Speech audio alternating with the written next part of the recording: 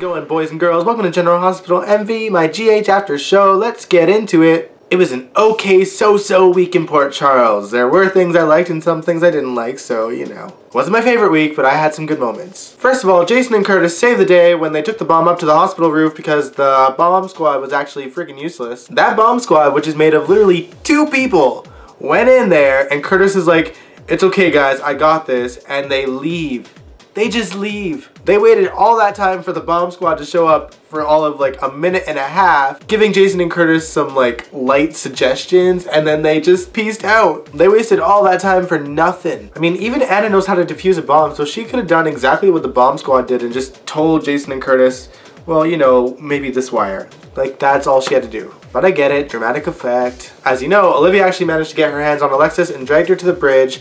Julian goes there to her rescue. Olivia was wanting Julian to shoot Alexis, so she gives him the gun, which is like, good job, Olivia. He shoots the chain that Alexis was attached to and tells her to run. And you would think that Julian would just turn around and shoot the gun. I mean, he's done it before. But somehow Olivia got the upper hand and apparently shot him off the bridge. That is 3, count them, 3 Jeromes that went over that bridge now. Ava, Sam, and Julian. Julian is presumed dead, which obviously means he'll be back in a few weeks. But that gives Alexis incentive to go to that lockbox that he has with the letter in it, and she decides to read it. Basically, the letter claims that Olivia made Julian try and kill Alexis. Can we roll the tape? Never say never, my friend. No, because that is not an option. Oh, it's always been an option. You've just been too weak to see it. Well, I won't hurt Alexis. Can't or won't? Alexis is my wife. We were married barely 6 months ago. I took vows with her. Well, some promises we can't keep. Okay, she loves me unconditionally. Really? Yeah. Unconditionally. Because all I see is a once strong and powerful man reduced to a lapdog. We're working through that. There's nothing left to work through. Alexis is gonna throw you to the wolves to save herself. No, she won't. Okay? Alexis loves me. Are you blind and stupid? Alexis doesn't love you.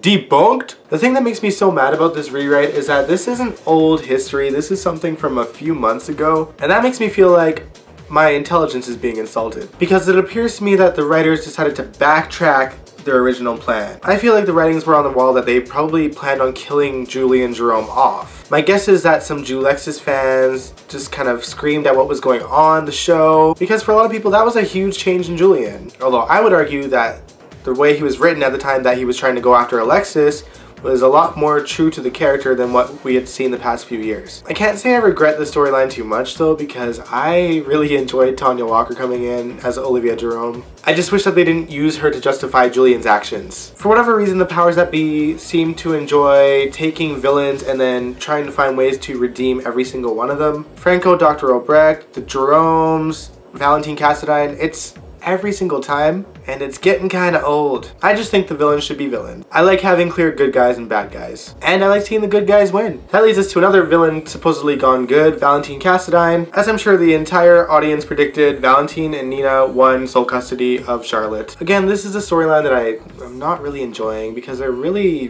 vilifying Lulu, which is supposed to be the character we're rooting for here, and yet I find myself like not caring that Lulu lost a child.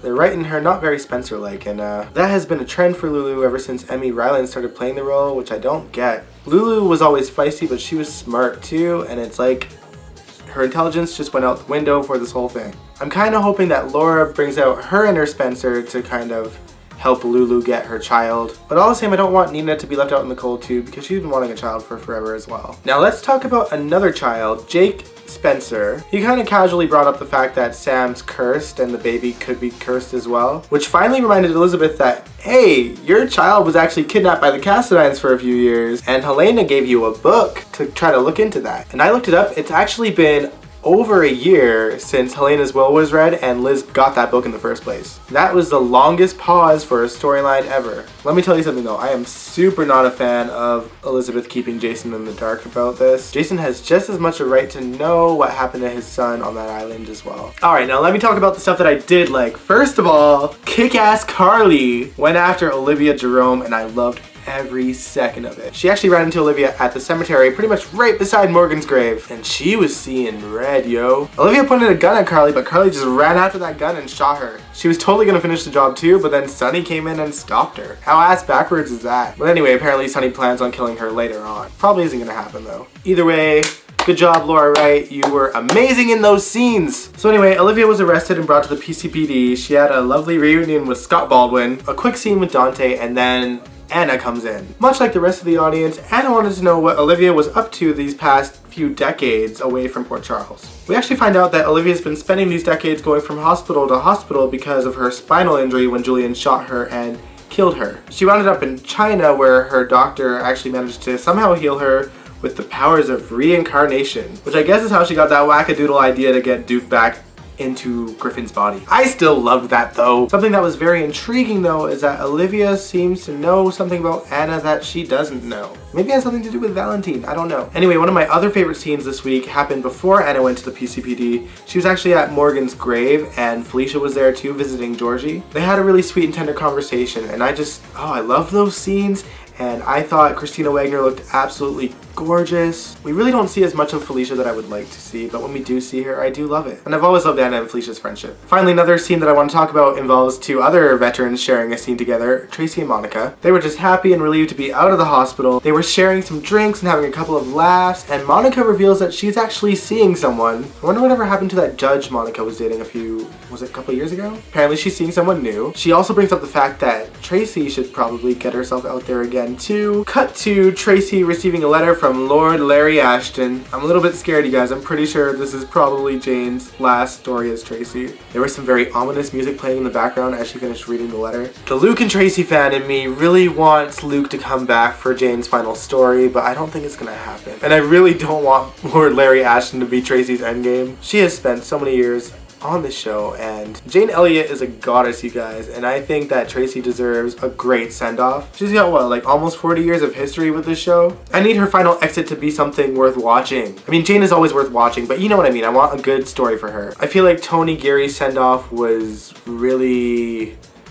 not that great. And I know that there were a lot of factors in there as well. Tony was very much hands-on with his exit. He was refusing to do certain things. He didn't want flashbacks. He didn't want to have final scenes with Jeannie Francis, even though Luke and Laura was like kind of his iconic thing. So I feel in a way that his retirement exit was really a letdown for a lot of fans, and I don't want the same thing to happen with Jane Elliott and Tracy. I feel like Tracy's always been down for whatever storylines they offer her though. She doesn't seem to be too vocal about what her character does. She really just kind of goes with the flow, so I'm really hoping the writers just kind of come up with something really great for her. But that's all for now, folks. I will catch you guys next week. See you later.